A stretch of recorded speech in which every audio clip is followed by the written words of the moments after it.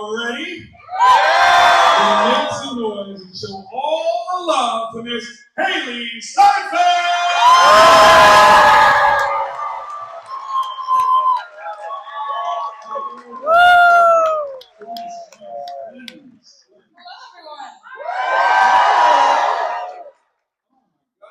You got us here, packed in this room, ready. All these phones up, guys. You're not going to get to watch the panel. Yeah, come on. How's today been for you? You were here just for today, and we were really thankful that you did get to join us. How's it been? Oh, it's been amazing. God, you're amazing. Thank you. Yes.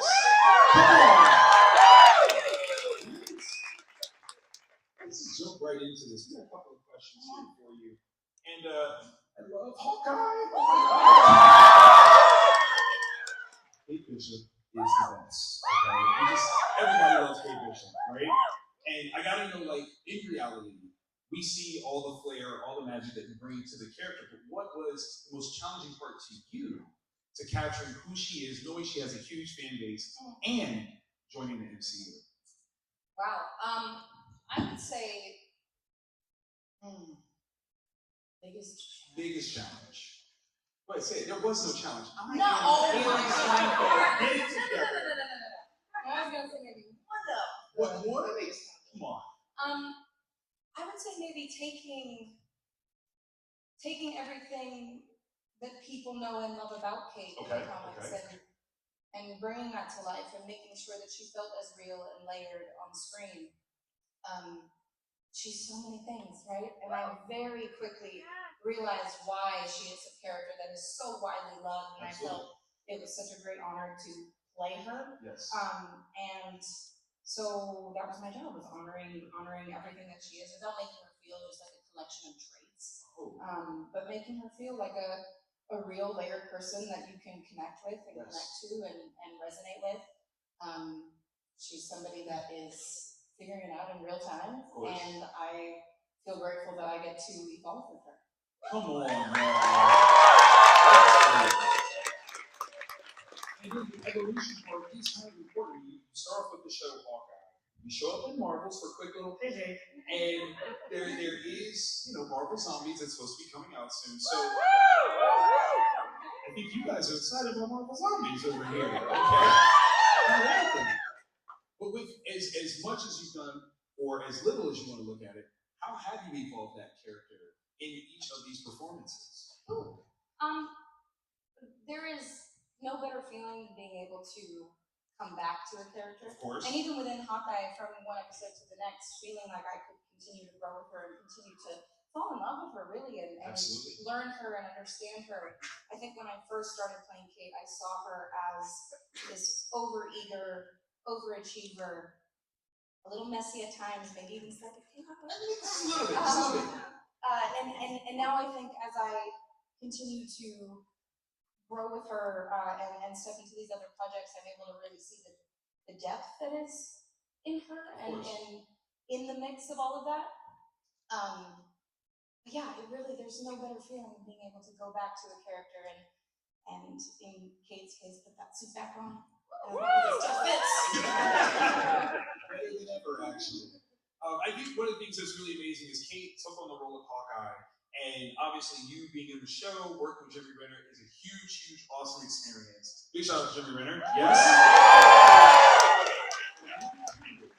Was there anything about working with him that we as fans would never know that you think would absolutely be amusing to all of us to hear? That man loves a car chase scene. Wait, what? Okay. And I don't know that he would have any problem admitting that, but I was so taken aback by how much fun we had, I should say. Okay. We had the pleasure of filming this wild car chase for, it may have even been more than a day. Seriously? But at one point, we were taping our phones to different parts of the car so that we could have our own footage of what this looked like. Because it was one of those things where, like, you'd call your friends at the end of the day, I'd call my parents and try and explain what I did at work that day, and it would just not come across. So the phones taped to the front of the car did the explaining for us. Allegedly, Disney. Allegedly. Yeah, that didn't actually happen. Right. It would be cool if. I got you. But okay, so looking back at that though, like, are you a fan of car chases now, or was it just kind of him that you were feeding off of? Oh no, I am. Okay. It literally felt like a ride at Disneyland. We were like, this should be a ride at Disneyland. That should definitely happen. Right? We should all ride a car chase with Clint Barton and Kate Bishop. Come on. When it comes to Hawkeye, the trait, the characteristic of all things is archery. You had to practice a little bit. You had to pick up some things. What was the most difficult part about that? Oh wow, all of it. What? Come on. All of it. You look like an absolute natural. Thank you. That didn't happen. But it did happen though. But it did happen. Okay. I did quite a bit of training before and during filming. I was lucky enough to have expert archers on set that would keep me in perfect form. Of course. Because I don't know, I guess I was maybe surprised at how much it is about form and focus as much as it's about strength. Right. I watched countless hours of archery videos that by the time I got to the range for the first time, I was like, give me that bow and arrow, I will show you how this works. And I actually remember my first lesson. I never picked up the bow. Wow. It was more of a lecture of a lesson. I learned sort of the mechanics verbally before I even got to doing it physically. But it's an incredible sport. I love the discipline of it. I love how meditative it can be when you find a rhythm. And if there's one thing I could say to anybody who's interested in starting archery lessons, maybe accept the fact in the beginning, this was very hard for me and I didn't want to do this, that it's not necessarily about hitting the target, it's just about being present and being focused and being in the moment. And then, of course, hit that target. The meditation of archery. I think this is a new space. Now, would you ever compete in a challenge of archery, Olympics, maybe? No? Like, is that Hailee singing or Kate Bishop singing? Because I think okay. Kate will show up. Okay. No. You wouldn't do it? No, I would go, I would spectate. Okay, that's I would enjoy it, but I would not do that to myself. That's fair. Now, in all of the most talented things and ways that you present storytelling, your voice you have used dynamically as well. Both as Spider-Gwen and what would you like to get into the voice acting? Challenging. Challenging? Come on. Because I'll tell you, I may have underestimated just how much.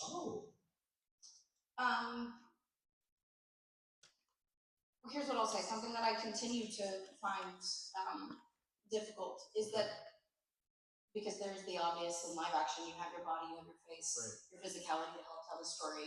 Voice acting, all of that disappears and all your emotion has to come through in your voice. So it's really more about being more precise and sometimes bigger than you would be on camera, and that's the thing that's always like a little bit uncomfortable for me at times. I always love a subtle moment on camera, a look that says more than words might. Can't do that when you're in the booth. You gotta say the words. Right. Yeah. So I have always found that to be challenging, but it's a total, it's just a different creative process, and I love it so much. It really kind of, at the same time as being challenging, is very freeing because you get to explore a side of the character without worrying about what it looks like physically. Of course. So I do love it so much. That's great. Make some noise for that. There is nothing better than someone who finds different ways to challenge themselves. I think that's a wonderful sentiment to anyone else that's aspiring to be a creative in this world. That's absolutely amazing. Did you have any familiarity with either characters before you got the role, from Gwen or Bud? You know what? I feel like if I maybe thought I did, I didn't once I got into it. That's fair. That's fair. And again, the greatest part about playing both of those roles for so long was going back and learning more and growing and digging deeper into their stories. And they're both, Vi and Gwen are characters that are written so beautifully, and they're so full of depth and weight, and they both have sides to them that are light and quick and witty and alive, and on the other hand, very emotional. And I think I just said this, but they carry a lot of weight and a lot of history, and yeah, it's really fun to play through all of that. That's brilliant. But which of the two are you most like in real life? This got super deep right now. Yeah, I mean, I feel like if I said bye, everyone would be like, "Are you okay?" You're allowed to have those moments. Thank you. Absolutely. Well, I guess it's hard for me to answer because I feel like there are parts of them that are me and will always be, and there are parts of myself that I put into those characters that I just feel so connected to. I think in moments I can feel like both. That's awesome. I love that. Come on. We're bringing into this game space 3 characters easy between Kate Bishop, Gwen, and Vi. You can see people cosplay as characters that you've brought to life. What is that like for you? It is the coolest, most surreal thing, truly. Because you hear about it. You hear about it all the time, and you might see photos and whatnot, but to see it all in person, the amount of dedication and attention to detail and passion that goes behind everything that you do when it comes to cosplaying is so fascinating to me. And it's truly, like, I have these moments, and this is why I've loved every second of today, because I've had these moments with some of you, that it makes me feel like what I do is so worth it. When a connection is made that is so, and it's so, I'm so grateful, especially these characters that I am just voicing, and I don't get to put on that costume. To see the lengths that y'all go through to do that, and to bring it to life for me, in a sense, I selfishly feel that way. It really, truly is the coolest thing. Oh, that's so wonderful. Make some noise for God. Some of these companies have a little bit of merch that comes along with it, some toys, some figures, clothing, things like that. Do you collect any of your characters' merch? You know what's funny? I've picked up a couple things at these events where I'm like, I have never seen that before. What can I do to get my hands on it? I have started. I need to get better at it though, because there are some things out there that are just too good not to. Amazing, yeah. Absolutely amazing. So, have you started with any sort of figures or action figures of yourself yet? I have a Vi. Okay. That's all I got right now. As far as figures go, yeah. I know, God. We gotta change that. I know. Help me. No. I'll make a phone call to have some stuff in the back. Don't even worry about it. Now, I can't jump beyond this without asking you about Sinners. As you can tell, no one in this room has seen it. No one in here saw Sinners. No, your run as Mary, legend. You brought class, you brought so much attitude and significance to this role. Working with Ryan Coogler, Michael B. Jordan, what was the vibe like on set for y'all to create this story that we all fell in love with? Wow. Thank you. Oh, of course. You know, there's a huge responsibility when a character's journey reflects real people and real pain. My job in that was to honor that fully, and to work with Ryan, who is just out of this world. He created a character that in ways that it was so easy to step into that. As hard as it was, it was to read something and be able to see it, feel it, and hear it fully when you're just in your bedroom reading a script for the first time by yourself is it's so rare. And I felt that when I read this, and from that moment to being on set every single day with this incredible cast and crew, the connection all of us had to each other and to our characters was so deep, and we wanted nothing more than to, I mean, attempt to set out to do what we've done with the help of everyone that has seen it. And it just was an incredible honor to be a part of that movie, to play the role of Mary, to work with Ryan Coogler, Michael B. Jordan. So an experience I'll never forget, and one I'll never take for granted. I'm so grateful to be a part of that, and it really moved me in so many ways and pushed me in so many ways. And I was so excited and so ready for an experience like that. And I don't even know, when I say an experience like that, what I mean, because you can't pinpoint one like that. You can't, it's one you can only dream of, and even at that, those dreams are they're not incredibly vivid, because you just don't know kind of what it all has in store. But it's one that I was hoping and praying for, and I'm just so grateful. I still have pinch me moments when it comes to that. I just can't believe I got to do that. You nailed it. And I think what's amazing is, with all the other roles that you've had that we have absolutely loved you for, in this one, it felt like you had arrived. And that was kind of the feeling, like it was an ascension to take on this role. And I think that's one of the reasons why we adore everyone in it, you especially, Sean. Right now. Music is a huge part of some music. Was there a particular music vibe that was set on set for you guys to kind of get into the right mind for playing these characters? Blues. All blues all the time. We were listening to all blues. Do you have any favorites? Bessie Smith became a favorite of mine. Oh, more. She was really not all I listened to, but that made up the majority of my playlist. And then anytime Miles Keaton would open his mouth, the room would just be still. It would just it felt like everything stopped. And he learned how to play the guitar in this movie, which is also how, like, when I play guitar in a movie like that, I'm also gonna say I literally had no idea what I was doing right before, just to really impress people. There's no way he didn't know how, but he didn't. Wow. He is a phenomenal talent, and anytime he brought just, I don't know, something to it that was so special. But yeah, there was a lot of blues being played. That's magic. That's absolute magic. I love it. Oh my gosh. Okay, so we have some fan submitted questions, and we'll throw some love out here to James. Hopefully James is in the room. If I read your question, James, and you're here, say yay. The question is, you've worked with incredible directors and actors. Who has given you the most valuable advice? He's got good questions. James in here? Did James go home?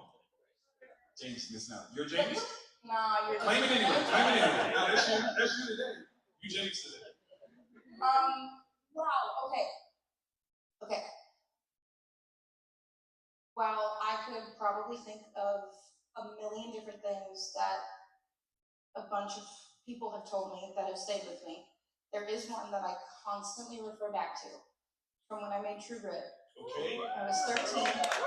Now this is like the most simple piece of advice, if you will.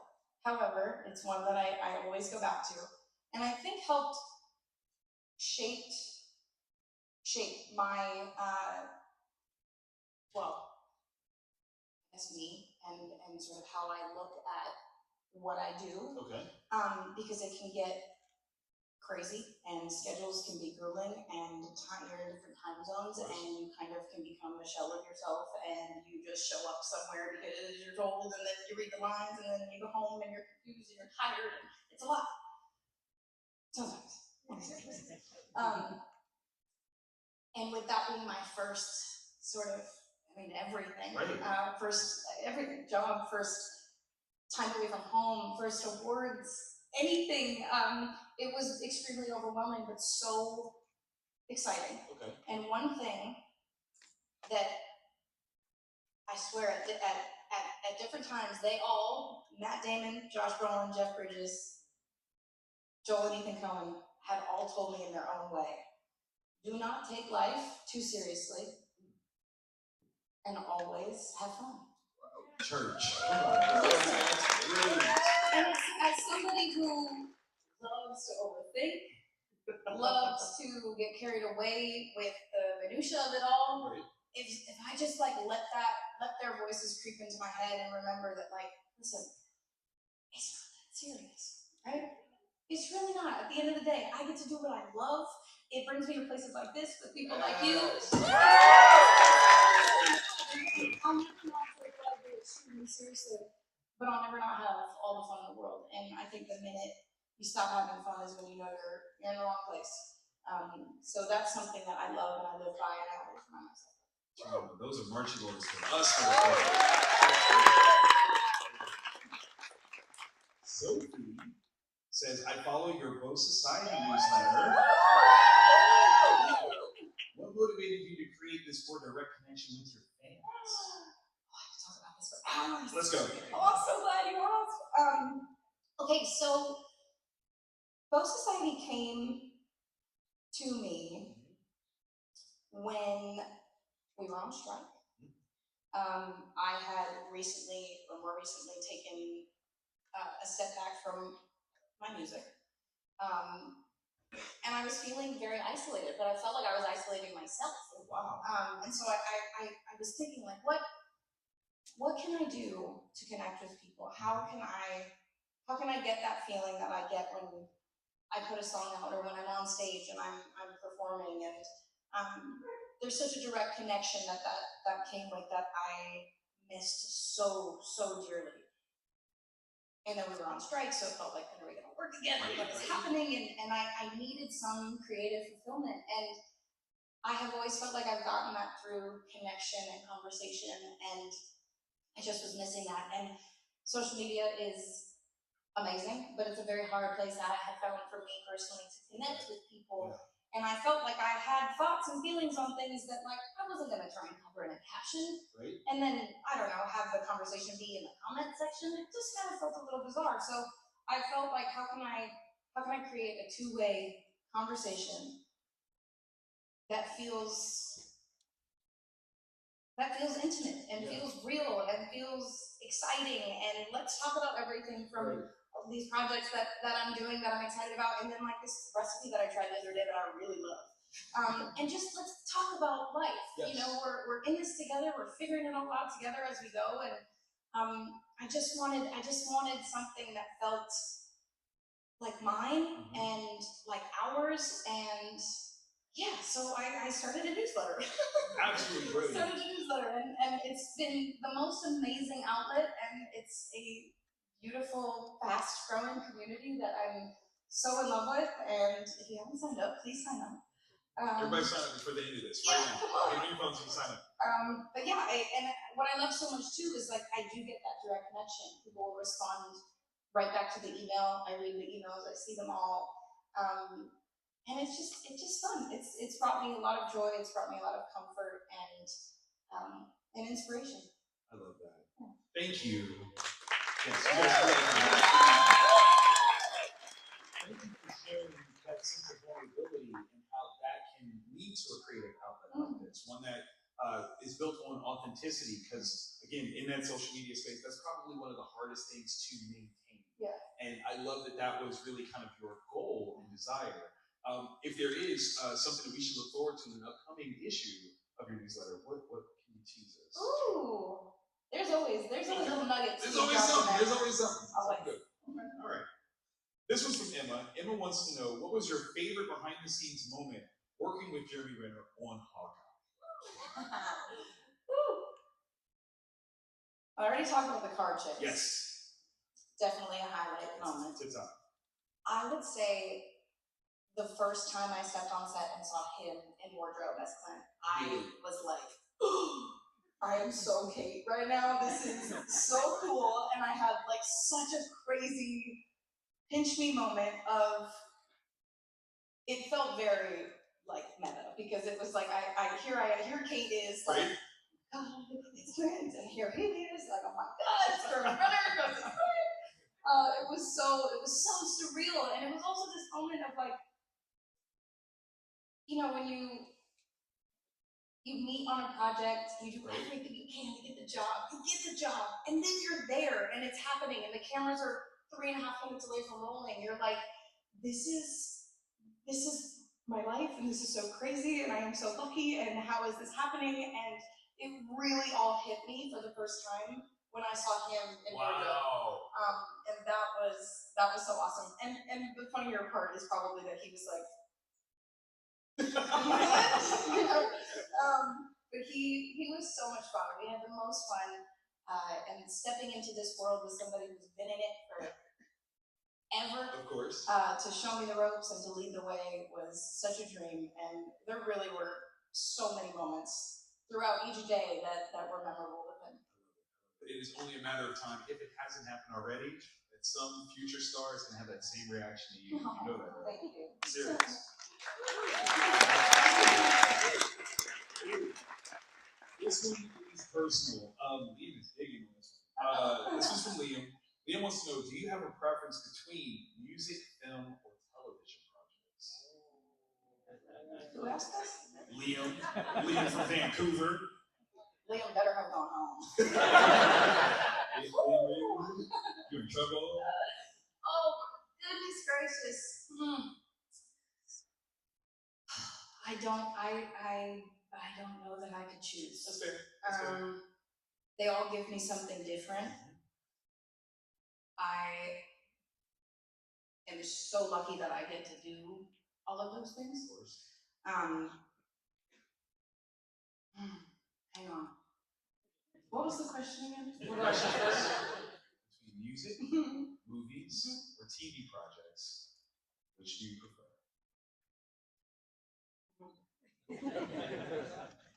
I think my ultimate preference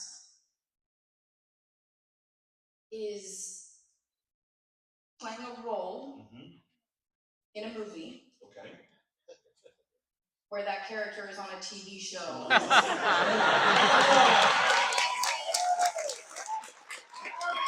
Exactly. That's right. Yeah. Yes. That's right.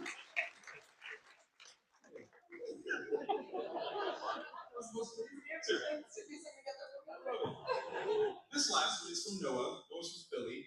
Is there a type of role or project you haven't tackled yet that's on your bucket list? Oh man, I think about this often, and then I think about how the first thing I ever did was a Western. Okay. And I went to do some Shakespeare. That's and right. I got into some sci-fi. And I fell into the Marvel Cinematic Universe. And I don't know how hard I have to try to come up with that bucket list role that I would ever quite nail it, because each one that I've done has become this.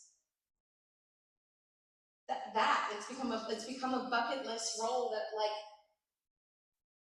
I maybe like haven't even put down because I didn't think it was possible. Wow. I mean, I'm also one of those people too that like will see a movie like, oh, I have to do something like that. I love that.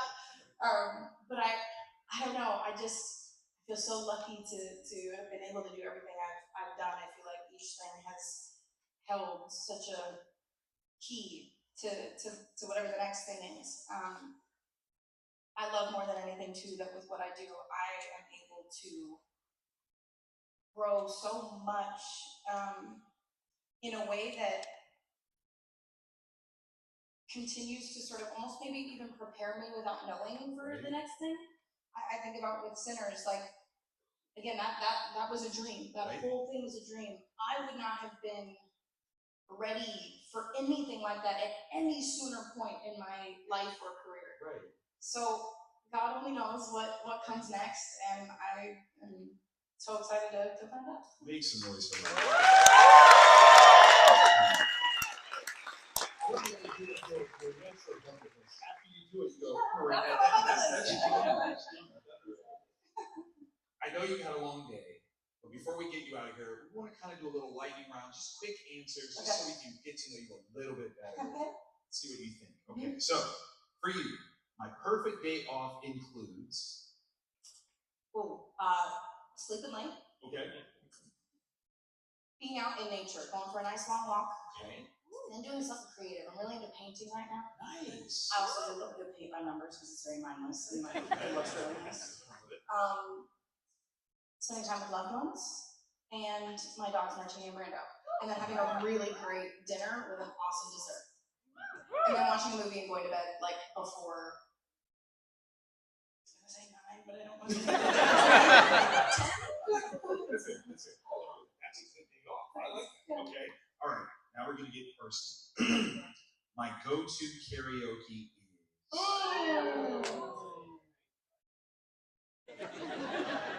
No Scrubs TLC.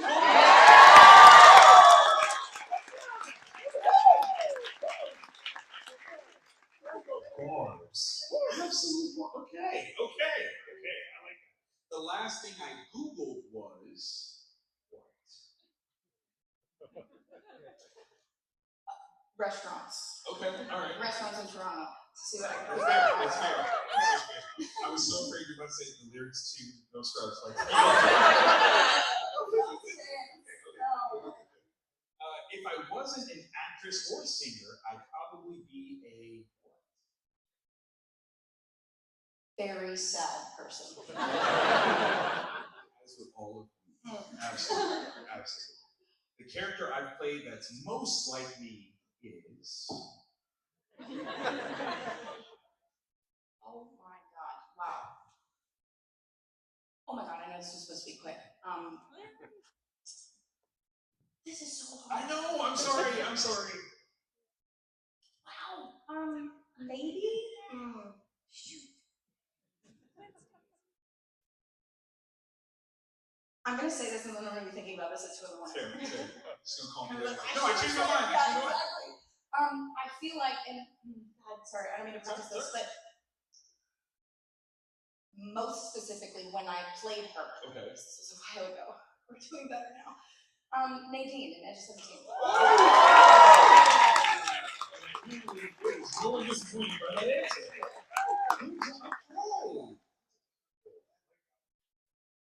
Okay, I'm sorry again. My guilty pleasure show to binge watch is.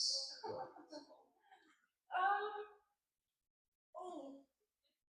don't know. Do you have one? Yeah. What is it? Really? Yeah. West Wing. Yeah. I will watch West Wing like we're about to vote for this election like right now. Like I'm not following that. Okay, all right. My most used emoji is what? A heart. Yes. My friends would describe me as. Loyal. Okay. Should I keep going? No, they better stop. The most loyal, greatest, wonderful person. No. If my life had a theme song, it would be. Oh, just me. Oh, that's a really good question. Yeah, right? Because, okay, listen, hey, I'm a nerd, okay? Let me just start with that. Like, my theme song would be like the X-Men animated theme song. We'll share. I got you. Okay, if I could eat only one food for the rest of my life, it would be. What? Michael B. Jordan's blood. Wow! That's inappropriate. Right now. Inappropriate. I mean, I understand. I'm just supposed to say that out loud. Inside thoughts. I heard something else, but I'm not going to ask what this time. Yeah. Pizza. Pizza's good. There's a lot of variety in pizza. Just a couple more. If I could instantly master any skill, I would choose. I would have loved it if it was archery. Maybe.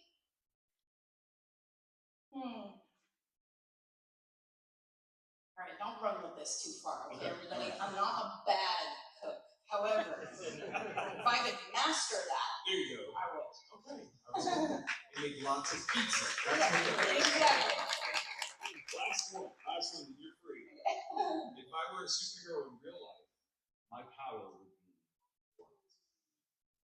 I think about this all the time. Let's go. Let's go. I have a caveat for each one. Okay. I've always said the ability to mess with time, Okay. but not time travel Okay. per se. Just the ability to pause and maybe rewind. If I had to put like a time limit, Okay. maybe 24 hours. Okay. Backward, forward. But then like mind reading seems really great. Okay. But I might be too much of an overthinker to I was gonna say that might not be great. Invisibility, fly on the wall. Okay. There is Right. that. I like that. I like that. Rework reality. There's that That's too. a big one. That's a big one. That's a lot of responsibility with Yeah, that. that's a lot of responsibility. Do you have any? It does say if you were a superhero, I have to be honest, mine would be teleportation, but I would absolutely run Vegas. Alright. Love it. No, I would actually like to fly. Okay. Yeah, I'm scared of heights, but I would totally like to fly. I'm gonna go like high and fly. I mean, I could fly off this stage right here. It'd be awesome. Yeah. And it just makes travel that much easier. That's all. Fair enough. I like that. Thank you. Fan Expo Canada, join me one more time.